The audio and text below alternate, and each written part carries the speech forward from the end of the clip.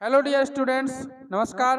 हमारे YouTube channel SCC online classes में आपका स्वागत है। जैसा कि आप सभी को पता है कि हमारे चैनल पर 11th क्लास की एनसीईआरटी फिजिक्स का सिलेबस कंटिन्यू चल रहा है, तो उसी की श्रृंखला को आगे बढ़ाते हुए हम कुछ न्यूमेरिकल क्वेश्चन कर रहे थे।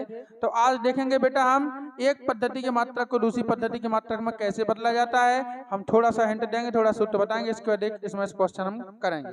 तो देखिए, आपको जो दिया जाता है, ठीक है ना, आपको जो दिया जाता है, जौन पद्धति में आपको मान दिया जाता है वो कहलाती है आपकी फर्स्ट पद्धति, ठीक है ना। और जिसमें आपको बदलना पड़ता है वो क्या कहलाती है आपकी सेकंड पद्धति। समझ में आ रही का नहीं? फर्स्ट पद्धति क्या है? जिसमें मान आपको दिया गया है। जैसे आपसे कहे कोई एक क्वेश्चन है, जैसे हम बता रहे हैं आपको, एक क्वेश्चन है कि MKS पद्धति में कार्य के मात्रक 1 जूल को CGS पद्धति के मात्रक अर्ग में बदलिए, ठीक है ना। मतलब MKS पद्धति में कार्य का मात्रक क्या होता है? जूल होता है।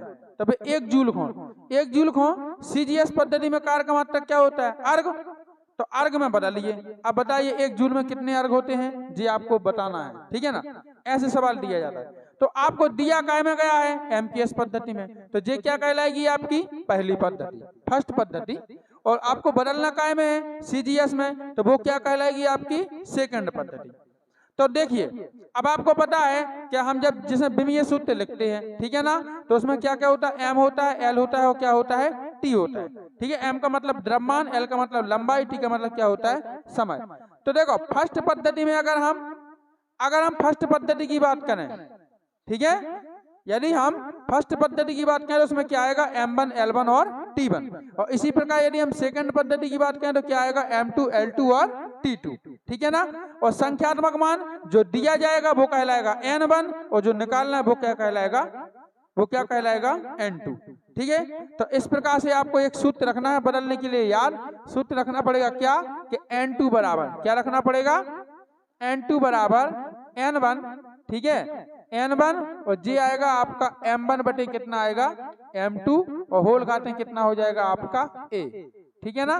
इसी प्रकार जी आएगा आपका L1 और बटे कितना हो जाएगा? L2, और होल घाते कितना हो जाएगा? B, ठीक है। और इसी प्रकार जी आएगा आपका T1 और बटे कितना आएगा? T2, और होल घाते कितना आएगा? C, ठीक है। इस सूत्र को बेटा आपको याद रखना है, और इसी सूत्र की सहायता से हम क्या करेंगे? एक पद्धति के मात्रक को दूसरी पद्धति में बदलेंगे, ठीक है ना। एक पद्धति के मात्रक को दूसरी पद्धति के मात्रक में बदलने के लिए ये सूत्र आपको याद रखना पड़ेगा।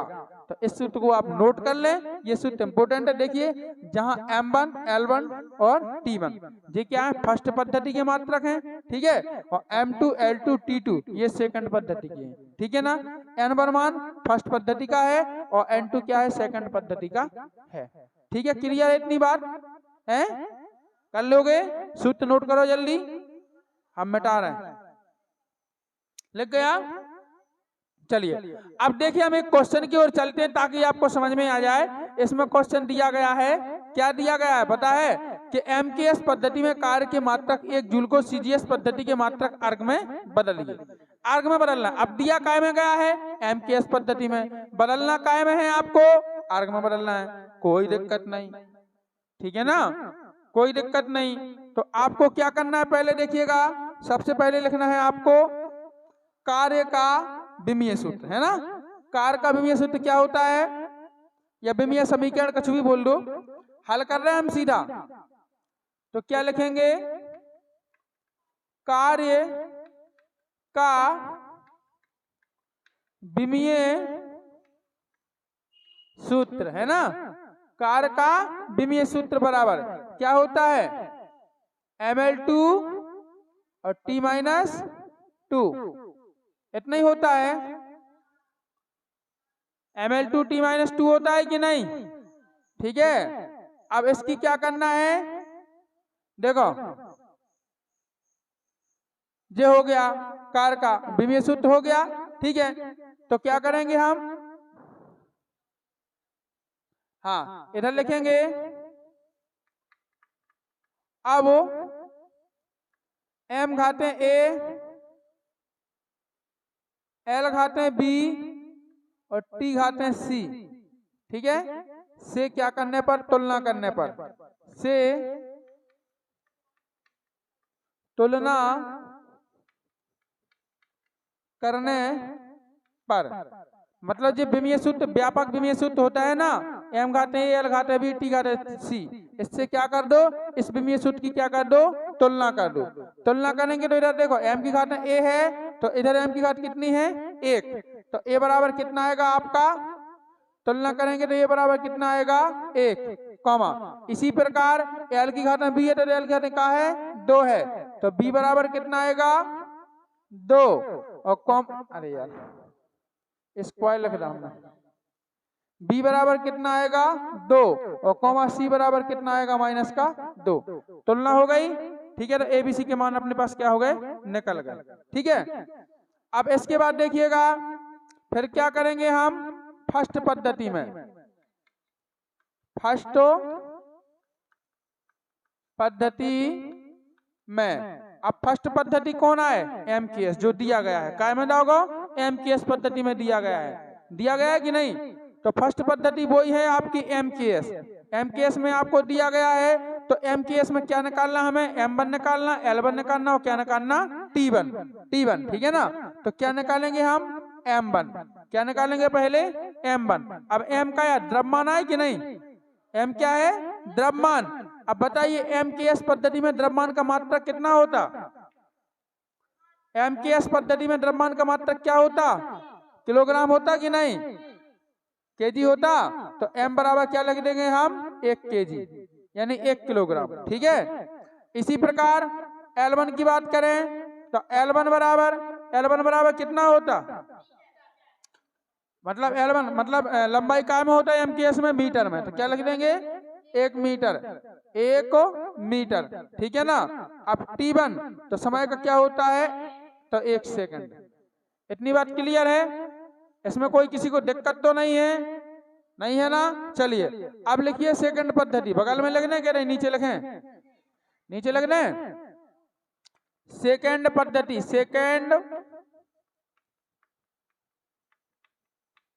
पद्धति में, ठीक है। सेकंड पद्धति में आएगा आपका M2, L2 और T2। तो सेकंड पद्धति कौन सी है, CGS है, ध्यान रखना कौन सी है, क्योंकि बदलना कायम है CGS में, तो CGS पद्धति है। तो इसमें हम क्या लिखेंगे, M2 बराबर क्या होगा, द्रव्यमान कायम में होता है CGS में, ग्राम में होता, तो यहाँ पे कितना आएगा आपका, 1 ग्राम, 2 ग्राम नहीं, कितना आएगा, 1 ग्राम है। फिर क्या आएगा, L2 काय में होता, मतलब लंबाई काय में मापी जाती, सेंटीमीटर में, तो यहाँ लिख देंगे 1 सेंटीमीटर, क्लियर। और T2 के लिए क्या होता, सेकंड, सबके लिए सेकंड होता। इतना हो गया, इतनी बात समझ में आ गई क्या नहीं, इतने में कोई दिक्कत है किसी को, नहीं है, ओके।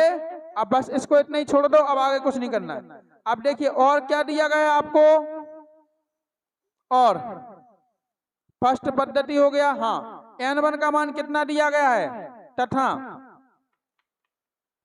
N1 बराबर कितना दिया गया था, 1, N1 बराबर कितना दिया था, 1, और क्या दिया था, जूल, 1 जूल, क्या दिया था, 1 जूल। सवाल में दिया गया था कि MKS पद्धति में कार्य की मात्रा 1 जूल को अर्ग में बदलिए, ठीक है ना।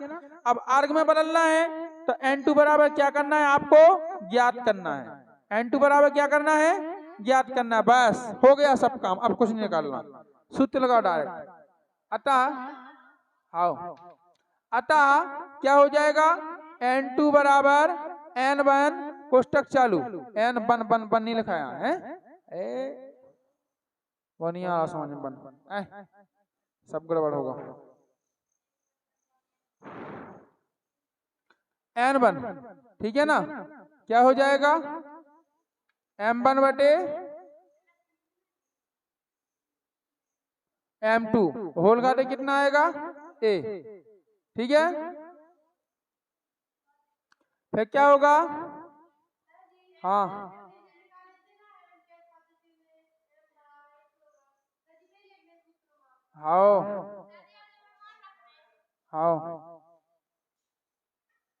फिर कितना आएगा, T1 बटे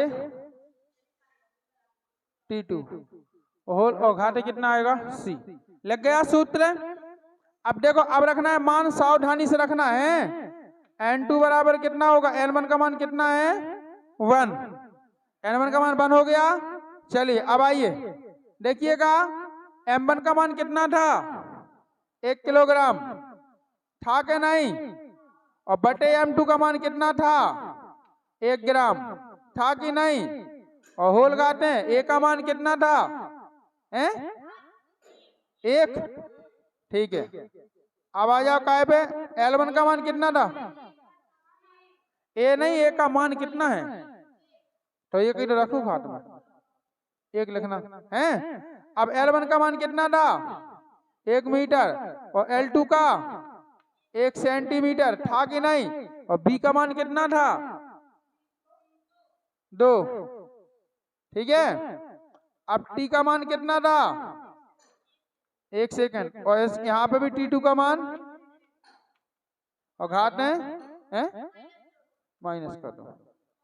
ठीक है, चलो तो देखो इधर N2 बराबर, अब 1 को का लिखना है, 1 को गुणा का उससे पता कि भैया आउट, तो 1 को नहीं लिखना है। अब देखो नीचे का है 1 ग्राम है, तो 1 किलोग्राम को भी ग्राम में बदलो, तो कितना हो जाएगा, 1000 ग्राम, और बटे कितना आएगा, 1 ग्राम आएगा, होल घात कितनी आएगी, 1।